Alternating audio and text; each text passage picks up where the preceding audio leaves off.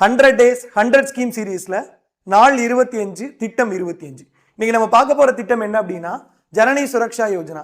இந்த கேள்வி கேட்டாங்கன்னு வச்சுக்கோங்களேன், ஒரே ஒரு கீவேர்டு தான். என்ன அப்படின்னா மருத்துவமனையில் பிரசவங்கள் நடைபெறுவதை ஊக்குவிப்பது, அல்லது promoting institutional deliveries or increasing institutional delivery. இந்த ஒரே ஒரு கோட் வேர்டு தான் இதுக்கான ஆன்சர் கண்டுபிடிக்கிறதுக்கு. இந்த ஸ்கீம் எதுக்காக கொண்டு வந்தாங்க அப்படின்னா, ஜனனி சுரக்ஷா யோஜனா என்பது தேசிய சுகாதார இயக்கத்தின் கீழ் பாதுகாப்பான தாய்மை மற்றும் பிரசவத்திற்கான திட்டம்.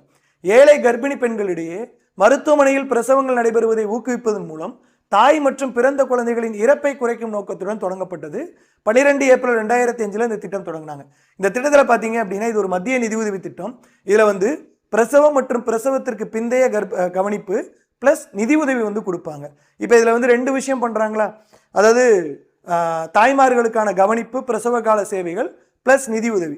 சரி சார், இதில் நிதி உதவி எவ்வளோ கொடுப்பாங்க அப்படின்னு பார்த்தோம் அப்படின்னா, low performing state, high performing state. இதில் ஹை பர்ஃபார்மிங் ஸ்டேட்டில் தமிழ்நாடு வந்துடும்.